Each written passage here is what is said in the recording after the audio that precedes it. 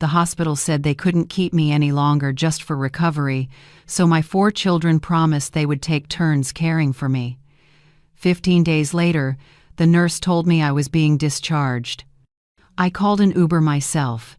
My name is Kimberly, 72 years old, a widow. They thought I had nothing left. They had no idea what I had quietly kept all along. I was never the kind of person who complained. I raised 4 children, Richard, Lucy, Mark, and my youngest, Brian, with the belief that God helps those who help themselves. My husband Albert used to say I had the soul of a manager.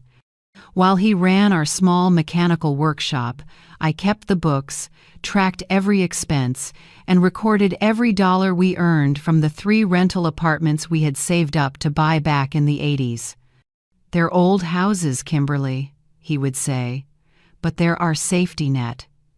When the doctor told me I needed hip surgery, it felt like the world was collapsing. "This is a major operation, Mrs. Kimberly," he said. "Recovery will take time. You'll need someone by your side for several weeks." I called my children over for Sunday lunch.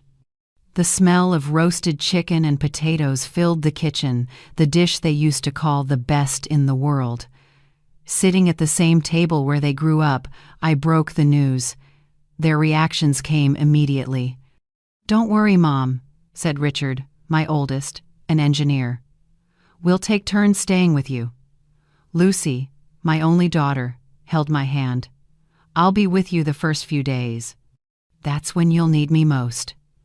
"I'll come midweek," added Mark, my consultant son, "and I'll visit at the weekend," said Brian from another city, his tone confident. "We'll take care of everything, Mom. You'll never be alone." Tears of relief filled my eyes. What I feared wasn't the anesthesia, it was the loneliness. But my children had promised. I went into the hospital at peace. The surgery, I went well.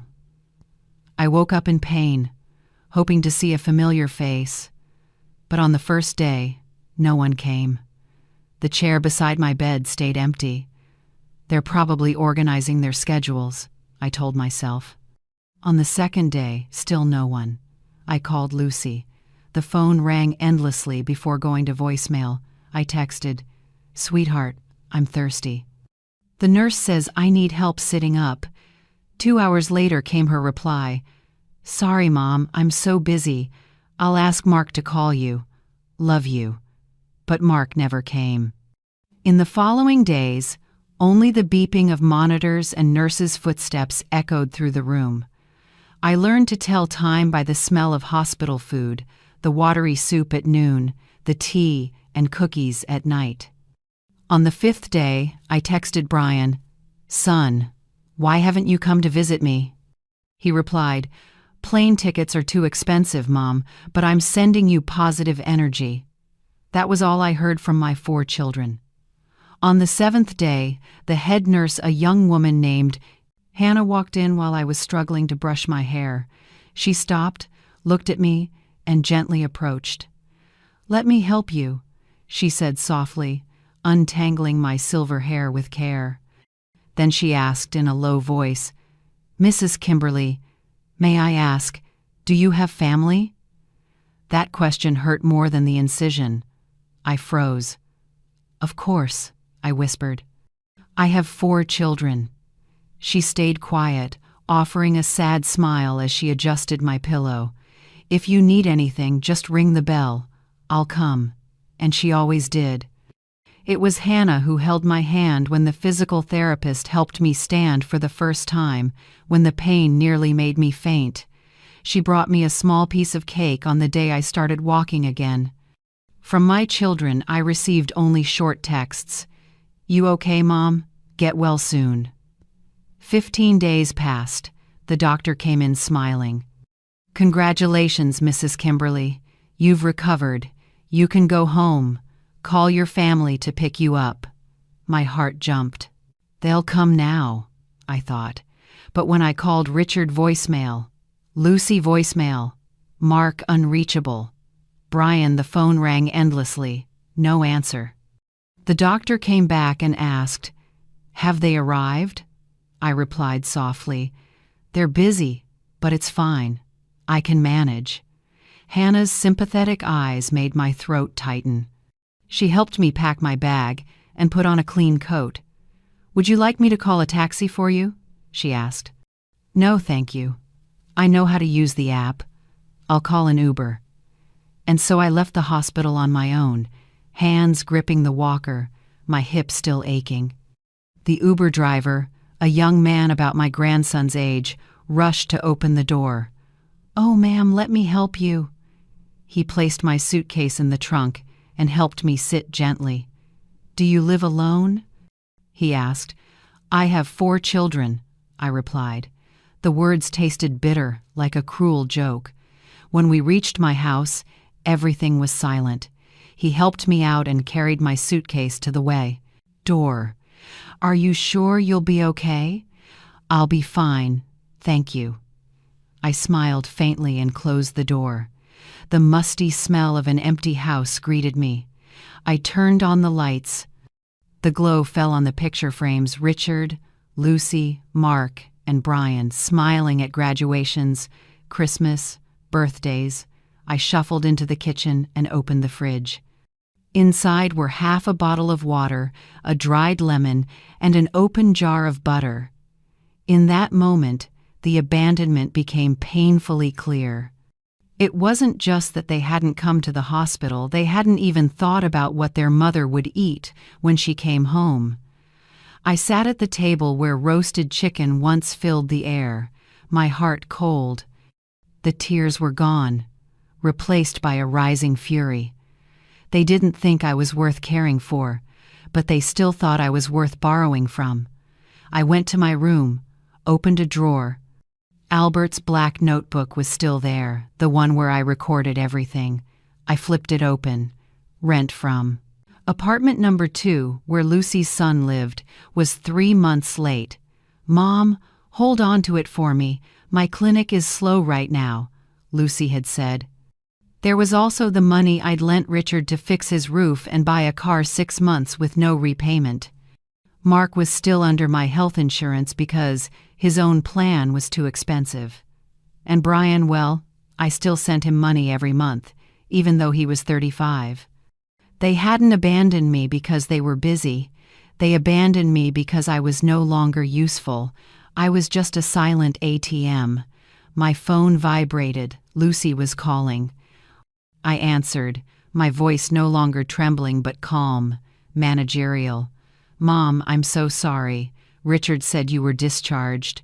Why didn't you call? I'll come get you." "No need," I replied quietly. "I came home by Uber." "Oh my God, that's dangerous. Have you eaten?" "I'm home, but the fridge is empty. I swear I'll go grocery shopping tomorrow. Don't worry." "No need, Lucy. By the way, tell Richard to pay back the 6-month debt and make sure your son pays the rent before noon tomorrow." "Mom, what's going on? From now on, things will be different." "I'm not a bank anymore." I hung up. My hands were shaking not from weakness, but from the strength returning to them. I looked at the black notebook. 15 days of loneliness had taught me more than 70 years of giving ever did. If you're not someone's priority, make yourself your own center. I picked up the phone not to call my children, but my late husband's lawyer. "Hello, Mr. Miller.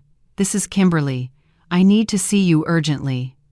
I want to review some property papers and one more thing. I looked at the photos on the shelf. I want to change my will. That first night home was long. My hip throbbed, but the cold from the empty fridge was what kept me awake. Abandonment has the bitter taste of spoiled food. When the pale dawn broke, my decision was made. The fragile woman from yesterday had stayed in that Uber. The woman who woke up today had a stitched hip and a to-do list. It took me 20 minutes to walk from the bedroom to the kitchen with my walker. The pain burned, but anger fueled me. I opened the fridge, looked at the dried lemon, and said to myself, if I can order an Uber, I can order coffee. I unlocked my phone and ordered bread, milk, cheese, coffee, and a jar of the finest strawberry jam, because if I was going to live alone, I'd live with dignity.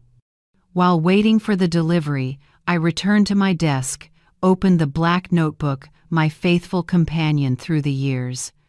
I could almost hear Albert's voice in my mind. "Kimberly, you're not just keeping records, you're running your life." I stared at the notebook as if looking into a mirror. It was time to examine gratitude, or rather, ingratitude. I turned to Richard's page, my eldest, the engineer, my pride, the man who built skyscrapers but couldn't keep a promise. The note from 6 months ago was still there. Loan to Richard to repair rental roof, $6,000. "Mom, I'll pay you next month once I close this deal." That next month never came. I even doubted the roof had ever been fixed. Next page, Lucy, the gentle dentist I was once so proud of. Her name was on the rental contract for the apartment her son Lucas lived in. The boy attended a private college but seemed to think rent was optional, 3 months unpaid.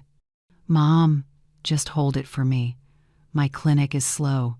So slow that her smiling face still showed up on social media, drinking champagne on a weekend yacht in Florida. Maybe her clinic struggled, but her boat certainly didn't. Next page, Mark, the consultant, an expert at doing nothing. His entry was different, not debt, but health insurance.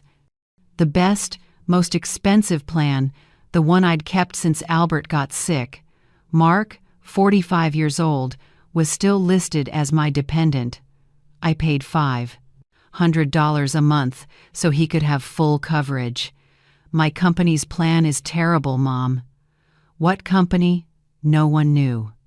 Finally, Brian, the youngest, the one I could never be firm with. There was no note for him. Just the bank statements showing an automatic transfer every first day of the month. Tuition support. Brian was 35. If he were still studying, he'd have a PhD by now, but the only thing he studied was how fast money hit his account. I added it all up: Richard's debt, Lucas's rent, Mark's insurance, Brian's allowance, almost $10,000 a month. They drained me as if I were a bottomless well. But now the well had run dry. I needed more than numbers. I needed the law. I called Albert's old lawyer, Mr. Miller. "Hello, this is Kimberly, Albert's widow. I need you to come right away. It's urgent." He sounded concerned. "Mrs. Kimberly, what's happened? You sound different." "I just had hip surgery and just woke up in every sense of the word." He understood instantly. "I'll bring all the property files. I'll be there in an hour." An hour was enough to shower, put on clean clothes, eat some bread with jam, and gather my resolve. When the doorbell rang, I was already seated in my armchair, the black notebook open neatly on the table. The pain was still there, but I was stronger than it. Mr. Miller stepped in, elegant in his suit, the faint scent of aftershave following him. "You look pale," he said. "That's just the anesthesia fading," I replied. Clarity is finally setting in. I invited him to sit, poured coffee, and told him everything: the hospital, the Uber ride, the empty fridge. He listened silently, his expression growing more serious. When I finished, he didn't offer cliches like, "Calm down, they're your children." He simply adjusted his glasses. "Albert always knew you were the pillar of the family. He prepared for this." "What do you mean?" "Do you remember what Albert did besides running the workshop? He used to scout for land." "I thought he was crazy." "Exactly. He was good at it." Mr. Miller pulled an old map and a freshly printed document from his briefcase. "I updated this after your call this morning. Albert bought that land back in the 80s, when it was undeveloped. Now it's part of the city center. The zoning just changed." Your land is no longer residential. My heart pounded. Then what is it now? A Class A commercial zone, extremely valuable. Mrs. Kimberly, those small apartments aren't just rental units. That land is worth more than an entire new building. He handed me the appraisal report. The number was so large I nearly fell off my chair. My God, I gasped. Albert really did see ahead. He smiled. He left me an envelope labeled, "Deliver to Kimberly only if the children forget who she is. Seems that time has come." I laughed, a dry, rasping sound. I was sitting on a fortune, while my children left me thirsty in a hospital bed. The irony could cut glass. This was the hidden asset I had more than the black notebook. It was Albert's legacy. I took a deep breath. From today, you'll be my legal representative. Anyone who wants to talk to me must go through my lawyer. He nodded. It'll be an honor, Mrs. Kimberly. And the will dividing everything equally? Tear it up, Mr. Miller. Today we'll write a new one based on justice, not blood. But keep the old one handy. It might still serve its purpose. He looked at me with admiration. He no longer saw a fragile old woman but a strategist. When he left, I sat quietly, looking around the room.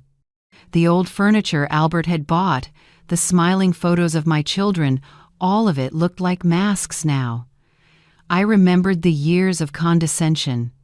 Richard sitting in my kitchen, talking about investments, while borrowing money for his car. Lucy giving me face cream, saying, "Mom, you have to take care of yourself," as if a jar of lotion could erase the lines her neglect had drawn. Mark laughing on Christmas, telling me I didn't understand technology, though he knew exactly how to use my insurance. And Brian always saying, "You're the only one who understands me." For him, understand meant fund. They had turned me into a household appliance, a fridge, a stove, something that served. When I needed care, they disappeared. But I didn't break. I was being reborn. I looked in the mirror and saw a 72-year-old woman, silver-haired, wrinkled, wearing a robe. That's the Kimberly the world saw.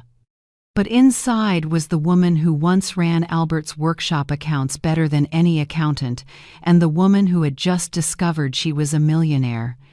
From the outside, people saw a fragile old woman recently out of surgery, abandoned by her children.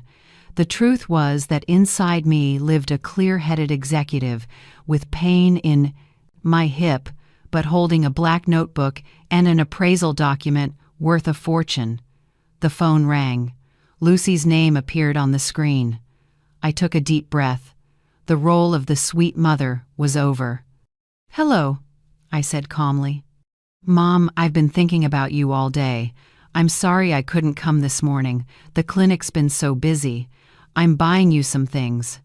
Are you eating okay? Taking your meds?" Her voice was dripping with sugar, the kind that comes from guilt without remorse. "I already ordered food through the app, and I've been taking my medicine." Silence on the other end. She was probably waiting for me to cry. "Oh, that's great, but I'm still getting some fruit." "You're so quiet, Mom. Are you in pain?" "No. I'm thinking, Lucy. Something I haven't truly done in years." "Don't overthink, Mom. We love you. It's just been a hard time for everyone." "I understand. Love is strange, isn't it?" I paused. "By the way, Lucy, if you're at the store, take your checkbook." "Checkbook? For what?" "To pay the 3 months of back rent Lucas owes, including the late fees, 90 days total. If I don't receive payment by noon tomorrow, the eviction notice goes out Monday." I heard her breath catch. "Mom, what are you talking about? Lucas is your grandson. Are you okay?" "Is the anesthesia still wearing off?" "No, Lucy. Quite the opposite. I feel completely lucid." My voice stayed calm. And tell your brothers Richard, Mark, and Brian to come over for dinner this Sunday. Topic: Family and finances. Attendance mandatory. Mom, you can't even walk yet. I'll manage, Lucy. I always have. Now I need to rest before you arrive. With the money. I hung up and leaned back in my chair. My heart was pounding not from fear, but from adrenaline. The first step of my plan was complete. I was no longer managing pocket change. I was managing the entire estate Albert left. I opened the black notebook to a new page and wrote the title, Sunday Dinner. Under it, I drew 3 columns. Richard, debt notice. Mark, insurance cancellation. Brian, allowance termination. They thought I was a lonely, dying old woman. But the woman they left behind in the hospital was already gone. The one waiting for them now with a walker and a cold smile was the manager ready to balance the books. And their accounts were deep in the red. After hanging up, the house fell silent. But it wasn't the sterile silence of a hospital where one is abandoned. It was the calm before a storm, the kind of stillness where you lock your doors, hold a candle, and wait for the thunder to strike. My leg still hurt. The incision burned at times, but I remembered Mr. Miller's advice: take it slow, one step at a time precisely. I pushed the walker toward the kitchen, poured a glass of water, swallowed my pain pills, and stood there looking out. The window at the yard where my children once played, scraped their knees, and ran to me for comfort. Now, I was tending a wound of my own one that cut much deeper. Not 20 minutes later, the doorbell rang frantically, as if the house were on fire. It wasn't a chime, it was pounding on the button. I didn't rush. Every step with the walker was a reminder. I moved at my own pace now. When I opened the door, Lucy stood there, her face flushed, car keys trembling in her hand, 2 grocery bags at her feet like a hurried offering. "Mom, what took you so long? I thought you'd fallen." She gasped, out of breath. I looked over my reading glasses. "I don't fall anymore, Lucy. Come in." She stormed inside, tossing her purse on the couch. "Mom, what's going on? What's this about calling Mr. Miller? Eviction papers? Are you hallucinating? It's probably the pain meds I'm calling the doctor." Her phone was already in hand, ready to fix her. Crazy mother. "Sit down, Lucy." My tone was so even it made her freeze. Her fingers stopped midair. "What?" I said. "Sit down." I pointed to the dining chair, the same one she used to sit in to do her homework. She stared at me, startled, but obeyed. Instinct, the child's obedience, was still there, buried under pride. I took my seat at the head of the table, my familiar place, and set the black notebook between us. "I'm not hallucinating, Lucy. My mind has never been clearer." I opened the book. Rental property, page 2, Lucas.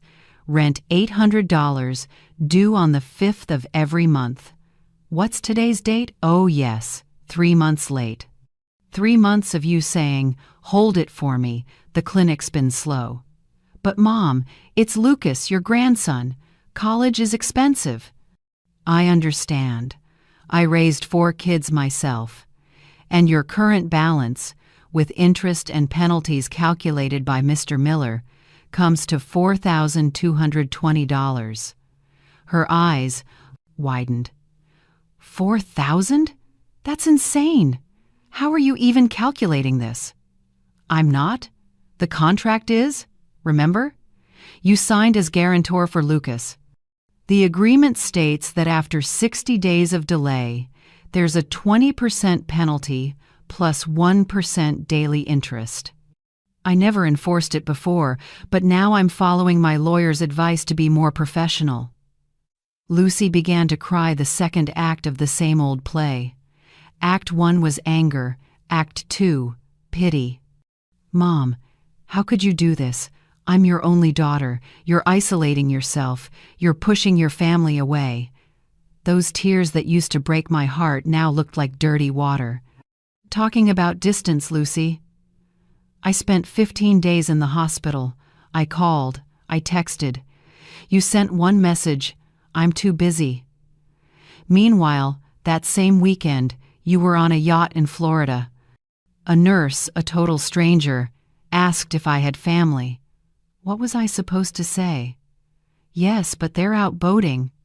Her tears stopped instantly. Her face went pale. How do you know that? The world's pretty open these days, sweetheart. I may not be tech-savvy, but I can read when someone tags me in a photo. Your friend Sonia seems to adore me.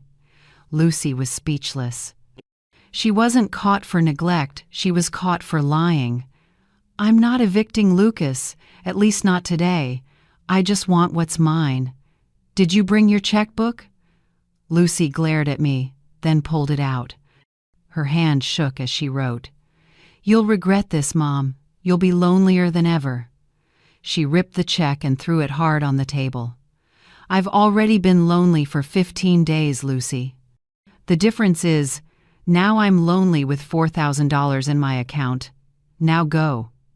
And tell your brothers Sunday, 7 p.m., family dinner. Bring Lucas. I want to see him. Lucy stood, grabbed her purse, leaving the grocery bags behind. The door slammed so hard the photo frames rattled. I picked up the check and ran my Brad. Hand over the paper, the first payment. Before I could put it away, the phone rang again. Richard's name lit up. I smiled and let it go to voicemail. A few minutes later, Mark called. I let that one ring too. The sound echoed through the house, the sound of panic.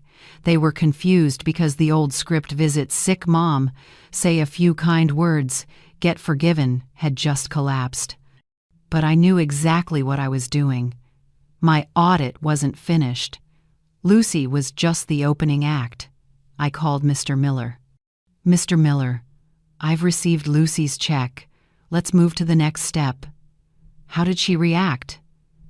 As expected, called me crazy, cruel, said I'd die alone. The usual. Anything else I can do? Yes. Call the insurance company and remove Mark as a dependent. 45 years old, he can handle himself. There was a pause, then respect in his tone. Right away, ma'am. Anything else? The automatic transfer to Brian. I want it stopped today. You can. Do that directly from your banking app. Perfect. Thank you. I'll tell you how Sunday dinner goes. I opened the banking app. The small letters, the slow screen, but I remembered every step. I was the one who set that transfer 5 years ago, and now 3 taps canceled it. Done. Brian's monthly allowance disappeared. Not long after, Mark called. Mom, what the hell is going on? His voice burned with the anger I wished he'd shown when I was lying in that hospital. Good afternoon, Mark. What's wrong? My health plan. I tried to book an appointment, and they said it's been canceled. Did you forget to pay? No, I didn't forget. I paid my part and cut yours. Cut mine? You can't do that. I need insurance. What if I get sick? Good question, Mark. I got sick. I had hip surgery. I needed help. Where were you? He stammered. I was working out of town. No signal. I was planning to visit. Don't plan.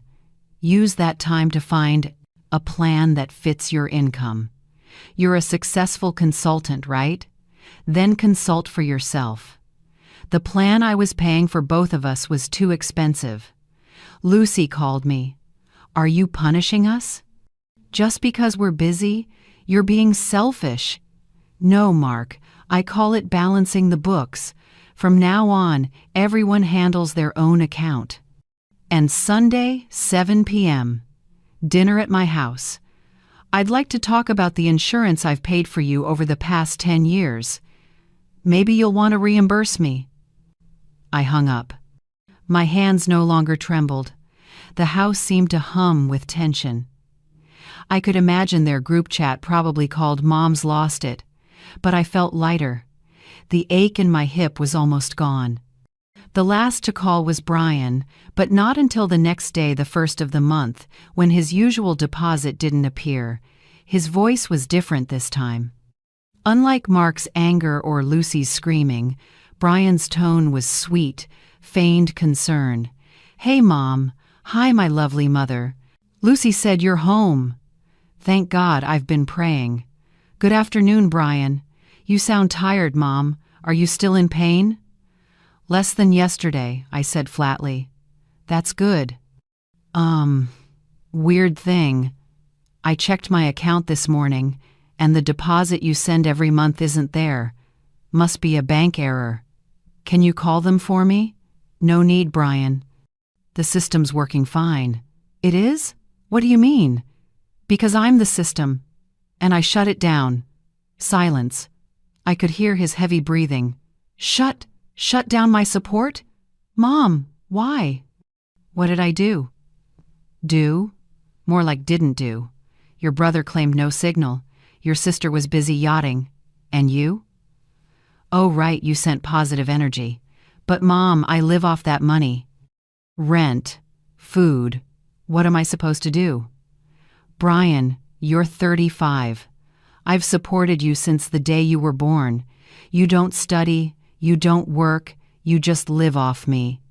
Let's call it what it is, an allowance. And it's over. Time for you to learn to live." I learned to call an Uber alone when my hip hurt and I was abandoned for 15 days. I'm sure my healthy son can learn to fill out a job application. Brian began to cry, a child's sob in a grown man's voice. "Mom, you're killing me. You want me to starve?" "No, I want you to work." "And Sunday, 7 p.m., dinner here. If you want to come, buy your own bus ticket." I hung up. In that moment, the balance of power shifted. Their anger turned to fear. Their source of income had closed. And that's when Richard, the engineer, the eldest, finally realized the real storm was coming. He was the only one I hadn't touched yet, though he still owed me $6,000. The phone rang. It was him. This time, I answered. "Mom, what are you doing? Are you trying to destroy this family?" Lucy's blood pressure spiked, Mark's panicking without insurance, and Brian's crying, saying, "You want him to die. What's your plan?" His tone was commanding. "Richard," I said slowly, "I'm glad you finally cared enough to call. Took you 3 days. You're attacking everyone." "No, I'm defending myself. I waited 15 days in the hospital, and none of you showed up. Today, all 4 of you called within 3 hours. Why? Because the money stopped. The privileges ended. You're not worried about me. You're worried the cash cow stopped giving milk." Silence. I knew I'd hit the nerve. Richard was smart and calculating. He knew anger wouldn't work. "Mom," his voice softened, "this is about money, right? I'll pay you back. I know I owe you $6,000. I'll give it to you next week." $6,000, Richard? For fixing the roof on apartment number 1? Funny, I had someone check last week. They said that roof's never been fixed. He hesitated. "Mom, I can explain. I don't need explanations. I need payment. But never mind, we'll talk later. Just remember Sunday, 7 p.m., be here with your siblings. We have plenty to discuss." "Mom, are you cutting us out of the will?" I laughed. "Cut you out of the will?" "Richard, what do you think I've been living on? You think I survive on a pension and a few rent checks from those old buildings?" He paused. "This Sunday, you'll find out what those old buildings are really worth. And you'll find out what your mother is worth." "Mom, wait. Bring your calculator. I'll be serving roasted chicken with potatoes, your favorite." I hung up. The house fell quiet again, but it was a powerful quiet. They had no idea what was coming. They didn't know about Mr. Miller, the property's true value, or my plan. They thought Sunday dinner was an intervention for their unstable mother after surgery. They didn't know it would be the first board meeting of a new empire where the rules had changed forever. Sunday arrived under an ironically clear blue sky. I moved slowly through the morning. The pain in my hip reminded me of the hospital days, but it no longer carried sadness. It had become motivation. Every step with the walker brought me closer to freedom. I didn't ask for help. I called the bakery and ordered bread, cheese, and a whole roasted chicken with potatoes. It was the same meal I used to spend hours preparing for them. Today, I bought it ready-made. Turns out, my time was far more valuable. The smell of garlic and rosemary drifted through the house, a sweet trap of memory. They would recognize the scent of the mother they once exploited, but tonight they would face the woman they themselves had created. By 6 p.m., I was ready. I showered, put on the navy blue dress, Albert once said, matched my eyes, brushed my silver hair, and put on a soft red lipstick. I didn't want to look like a patient. I wanted to look like the owner of this house and of everything in it. I sat at the head of the dining table. The table was neatly set, not with the holiday china, but with the everyday plates. A sign this wasn't a celebration, but a confrontation. The black notebook lay beside me like a silent judge. The doorbell rang precisely at 7 p.m. Lucy walked in, with Lucas behind her. At least the boy still had some shame, eyes downcast. Lucy, however, looked at me as if she could tear me apart. "Hi, Mom," she said stiffly. Lucas muttered, "Hi, Grandma." "Come in," I said calmly. "We'll wait for your siblings." "I'm your daughter, not your sibling," Lucy snapped. "Did you forget?"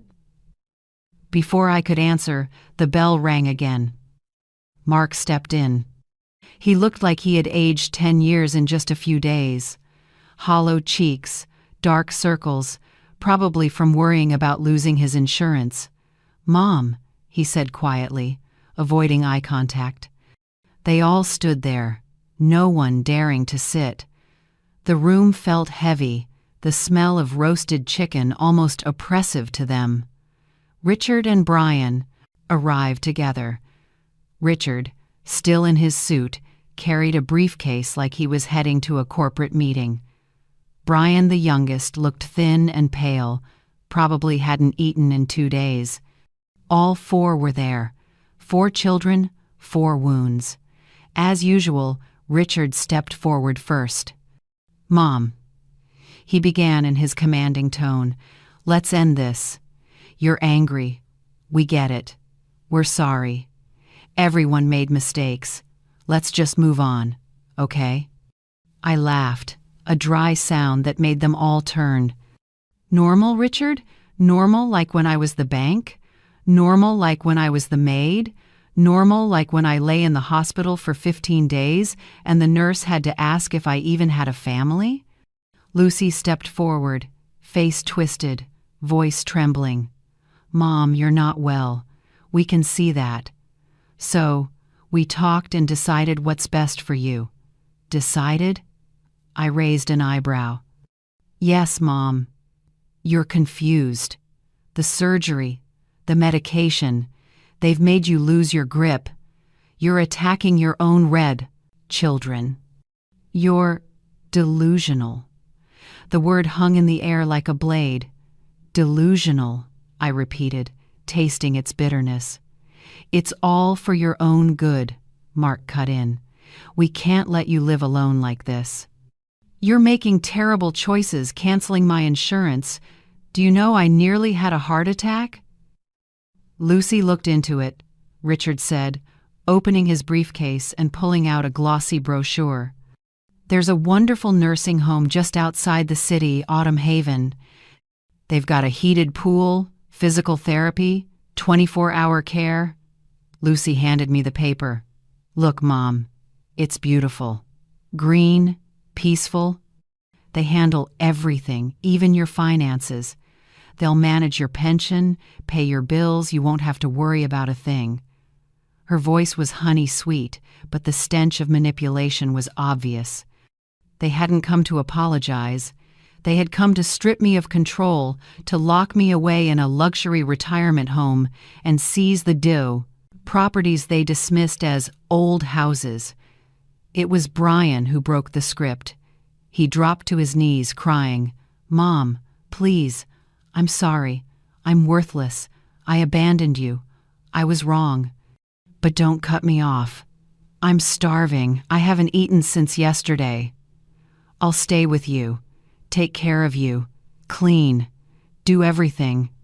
Don't let me die."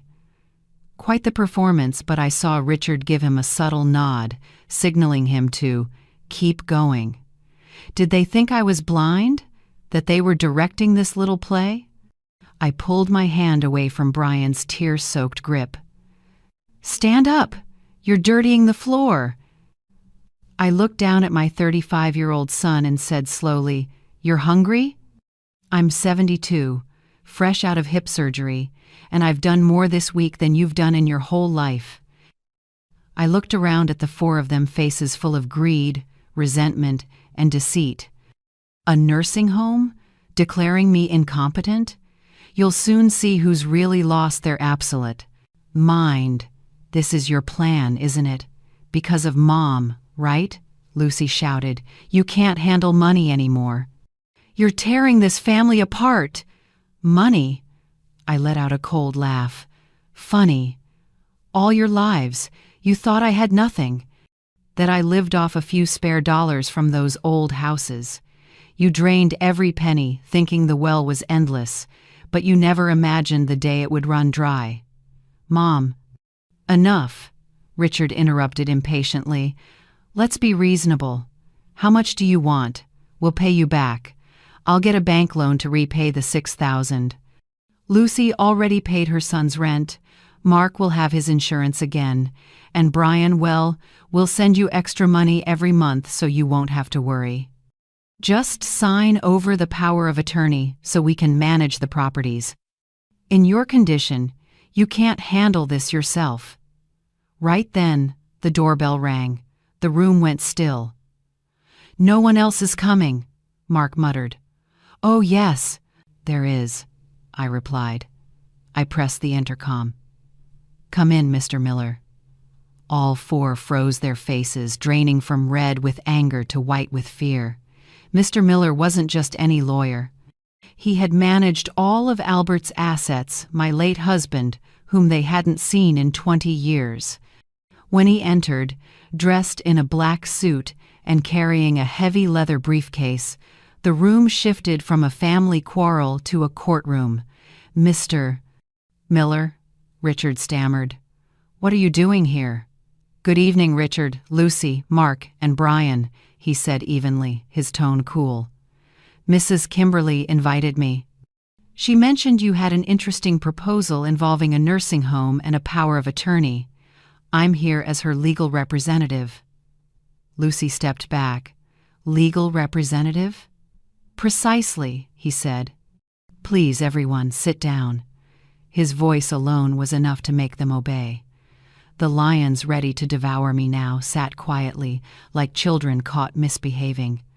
"Mrs. Kimberly," he said, "would you like to begin?" "Thank you. I will." I set the black notebook on the table. "You think I'm confused, incapable of managing my affairs? Let's test that, shall we?" Page by page, I read aloud every debt recorded there: Richard's unpaid loan, Lucy's months of rent, the years I paid Mark's insurance, and the allowance that had kept Brian afloat. With each number I mentioned, their faces fell a little more. "You've treated me like a broken ATM. You abandoned me in the hospital because I stopped paying and started needing help. You didn't come to apologize, you came to take what's left." "Take what, Mom?" Richard shouted, standing up. "Those old wrecked houses? You're wasting money on lawyers." "You're old, Alone, you don't even know what you're doing." "You're wrong," I said calmly, my voice sharp enough to cut glass. "Mr. Miller, please." He opened his briefcase, the metallic click echoing like thunder. Old, yes. Alone, perhaps. But poor? Absolutely not. He laid out a zoning map and a thick stack of documents. "You keep calling your mother's properties old houses, but that term is outdated. The land your father, Mr. Albert, bought in the 80s is no longer suburban. The city expanded. It's now part of the new commercial district." Richard, the engineer, understood first. His face went pale. "No, that's impossible." "Oh, it's possible," Mr. Miller said. "The land value there now exceeds that of your beachfront penthouse." I looked at all four, sitting in stunned silence. "Mr. Miller and I have been working together for 3 weeks, and we've received 3 formal offers." Lucy stopped crying immediately. "Offers? How much?" "One company wants to build a shopping center, another a hotel, and the third a high-end office complex." "How much, Mom?" Mark yelled. Mr. Miller opened the first envelope and unfolded a letter. The room went dead silent. 4 jaws dropped, faces drained of blood. Lucy covered her mouth, Mark spilled his water, Brian trembled, and Richard froze in place. $20 million, Lucy whispered. "That's impossible," Richard roared. "This is a scam." "No, Richard," Mr. Miller said. "That's just the lowest offer. The other 2 are much higher. And your mother, the woman you plan to put in a nursing home, is now one of the wealthiest women in this area." The silence was so thick I could hear a pin drop. The smell of roasted chicken now hung like ashes. Lucy was the first to change expression from anger to greed. "Mom," she cried, her tone suddenly soft. "Oh my God, you're a millionaire. That means we're rich." She rushed forward to hug me, tears streaming down. I raised my hand, signaling her to stop. "No." My voice was ice. "Yes, I'm rich. But we are not. You have nothing. But that's inheritance." "Mom!" Mark shouted. "Dad left it for all of us, 4 equal shares. That's the law." "Let's talk about the will, shall we, Mr. Miller?" He nodded. "According to Mr. Albert's will, all assets were left entirely to Mrs. Kimberly. She once intended to divide them equally among the 4 of you. But after being abandoned for 15 days in the hospital, and after tonight's little family meeting suggesting a nursing home, she instructed me to draft a new will that reflects the current reality." The silence turned into panic. "Mom, you can't," Brian cried, dropping to his knees again. "Mom, we love you." "No, Brian, you don't love me. You love what I have. And now you know how much that is." I stood up. The pain in my hip flared, but my anger held me firm.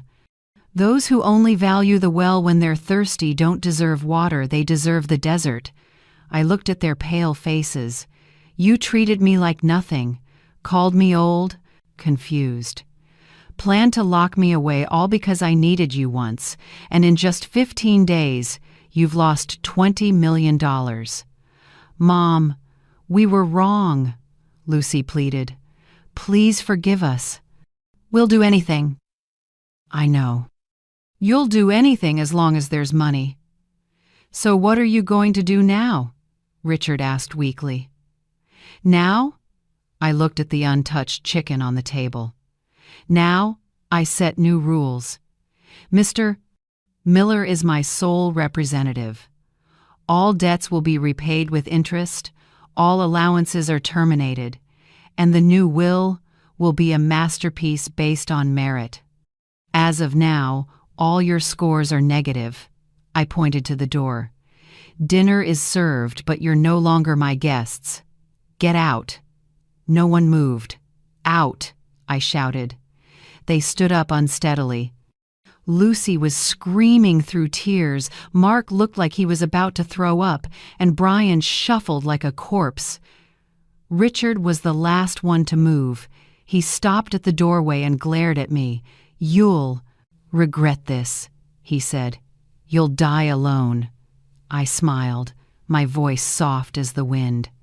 Being alone is still better than being surrounded by vultures. I've been lonely before, Richard, and I've learned to like that silence. At least I'm the most honest person I know. I slammed the door in his face. My whole body trembled, adrenaline rushing so fast I had to sit down. Mr. Miller handed me a glass of water. "They're worse than I imagined, Mrs. Kimberly." "No, Mr. Miller, they're just the result of what I created. And now, I'll be the one to fix it." I took a deep breath and looked at the dining table, still full, the roasted chicken golden and steaming. I picked up my phone and called Nurse Hannah, the one who had asked me in the hospital if I had any family. "Hannah, it's me, Kimberly. Have you had dinner?" "Not yet."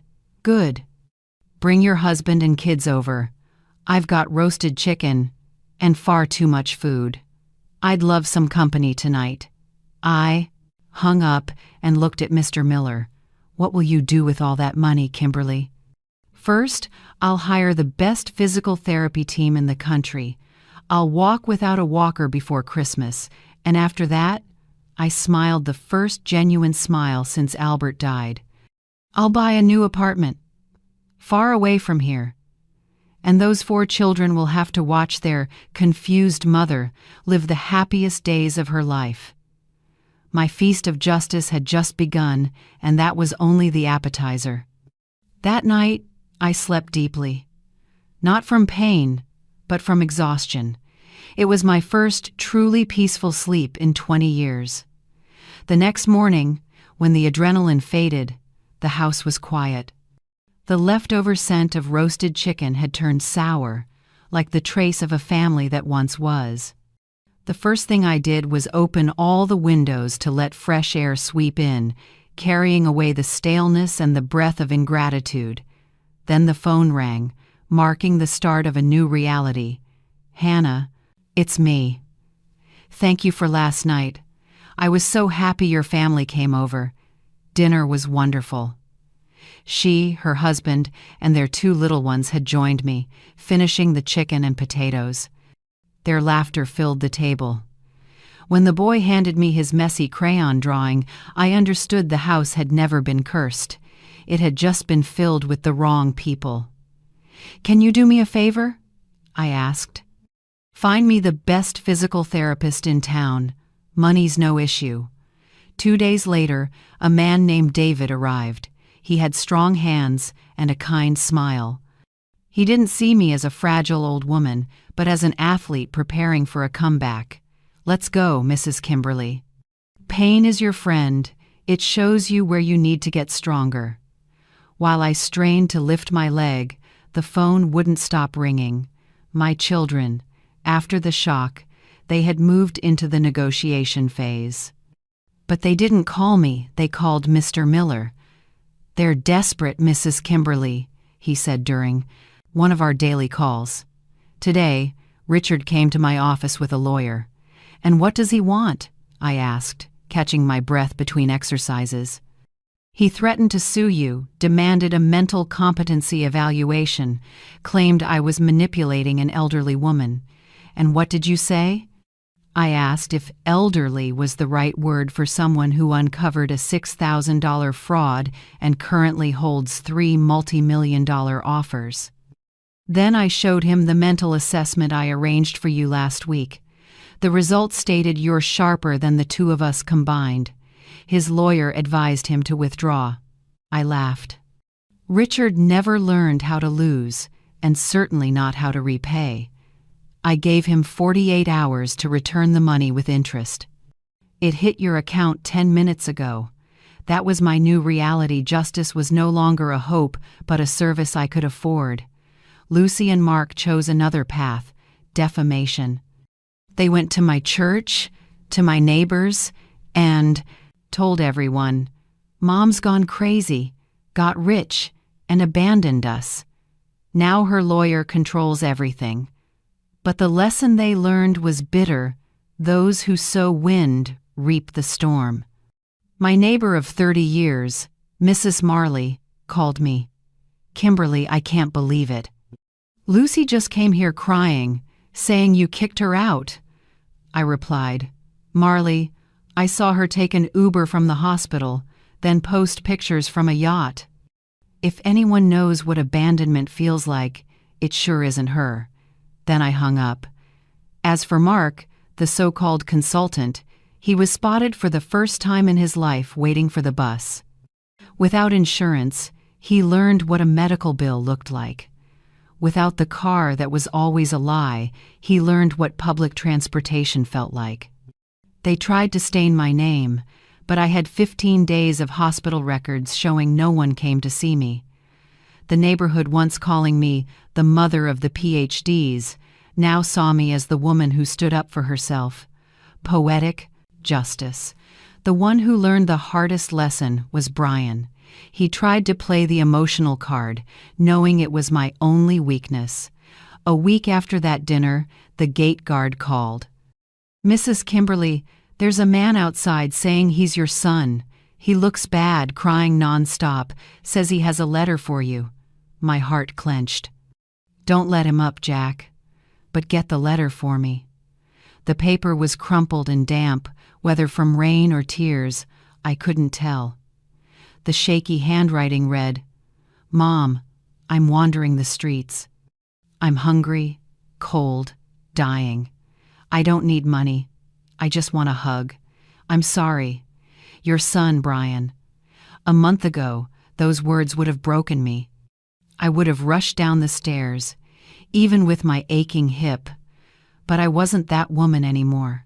I could see the manipulation clearly. He didn't want Mom. He wanted what Mom could give. Yet still, I was his mother. I couldn't let him starve. I called Mr. Miller. Brian's outside, looks homeless. What do you want me to do, Kimberly? I won't give him money, but I won't let him freeze either. Do you know a rehab center for gambling addicts and the lazy? Yes, he said, and they have a work program. Good. Find him a place. A one-way ticket to the rehab center outside the city, then a job on a farm housing, food, and work. If he refuses, give him $500 for a week's worth of meals, and that's it. His last chance. Brian took the bus ticket. The lesson for him was simple. People only change when staying the same becomes more painful than moving forward. 3 months later, the payment from the land sale hit my account. The amount was so large, I had to sit down. I looked at the bank statement and laughed. Not long ago, I worried about affording an Uber ride home. Now I could buy an apartment on the moon if I wanted, but I preferred to keep my feet on the ground. Mr. Miller asked, So, what's next? Paris, Rome, or a world cruise? No, I said. First, I'm going back to where it all began and where it all ended. I returned to the hospital not as a patient, but as a benefactor. I met with the board. The doctor who had signed my discharge papers nearly fell out of his chair when he saw me walking steadily, without a walker, with Mr. Miller by my side. Doctor, I said, my surgery was a success, but the recovery wasn't not because of your team, but because of my family. I presented my idea. I didn't want to donate equipment. I wanted to give something rarer dignity. A week later, the Albert and Kimberly Foundation was born. Our first project was called the Dignity Wing. It wasn't luxurious, it was a place for those who needed care and compassion. I used the very money my children had once coveted to build what they never gave me: kindness. I appointed Nurse Hannah as director, leading a team I called the Guardians. Their mission was simple: find every elderly patient left alone in a hospital bed just like I once was. none of them would ever have to stare at an empty chair again. The guardians would read to them, hold their hands, brush their hair, call their families, and ask one direct question: do you realize that abandoning an elderly person is a crime? The foundation funded lawyers, social workers, and extra therapists. The impact on the hospital was profound. Nurses like Hannah, who once felt helpless, now had an army behind them. The place that had been the setting of my deepest humiliation was now the symbol of my victory. Pain had become purpose. I moved out of my old house, not sold it, but donated it to the foundation. It became a transition home for seniors released from the hospital with nowhere to go until they could rebuild their lives. My new apartment was on the 10th floor. The first things I bought were a mattress soft as an embrace and a refrigerator with an ice maker on the door. From the window, I looked out over the city. From up high, all my troubles looked small. Looking back, I realized my children had unknowingly given me the greatest gift myself. For 72 years, I had only been Mom, a title I once thought meant sacrifice. I erased myself so they could shine, becoming the steps they climbed, and when they reached the top, they stomped on them. Being abandoned in that hospital wasn't an accident. It was life shaking me awake, saying, "Wake up, Kimberly, there's still time." 15 days of silence and pain taught me one truth: we teach others how they're allowed to treat us. I had taught my children that I was endless. I never said no, and they learned that lesson quickly. My journey wasn't about revenge. Revenge is a cold meal that poisons the soul. Justice, though it's a hot dish that cleanses the spirit and gives strength for tomorrow. I've learned the wisdom only pain can give. We can't change others, but we can and must change how we allow them to affect our lives. My love for my children was once a lock. When they abandoned me, they handed me the key, and I used it to set myself free. Now I'm 73. My hip is stronger than that of a 30-year-old. I take aqua fitness classes, chair the board of my own foundation, and my schedule is packed. Last week, I received a letter from the countryside. It was from Brian. He wrote that he's working on a farm at the rehab center, that he's learned how to milk cows, and that the work is hard, but he feels proud. He didn't ask for money. He simply wrote, "Thank you, Mom. I think I'm starting to understand." It was the first genuine thank you I'd received in decades. I heard Richard is under tax investigation. Turns out that $6,000 loan was just the tip of the iceberg. He's selling his beachfront condo. Lucy and Mark are still the talk of the neighborhood, the two who lost an entire fortune over 15 days of neglect. They tried to sue me, but the new will Mr. Miller drafted is airtight. Their names no longer appear in it. Everything I have left will go to the foundation. My legacy isn't for ungrateful children, it's for every forgotten soul who ever felt invisible. Today, I was invited to the grand opening of the Dignity Wing, the Albert and Kimberly Foundation. Hannah greeted me at the hospital gate. When I cut the ribbon, I didn't feel like an old woman, or even just a mother. I felt whole. A young nurse approached, eyes shining. "You're Mrs. Kimberly, right?" "Oh my God, what an honor. Your story inspires all of us." I smiled. They once left me in a silent hospital room, thinking that was the end. But they didn't know that in that very silence I was reborn. And what about you? Have you ever had to learn how to set new boundaries in your love? Share your thoughts. Maybe your story will bring comfort to someone quietly enduring the same. And if you'd like to keep walking with me through more journeys of courage, forgiveness, and human strength, stay with us, because there are many more stories yet to come.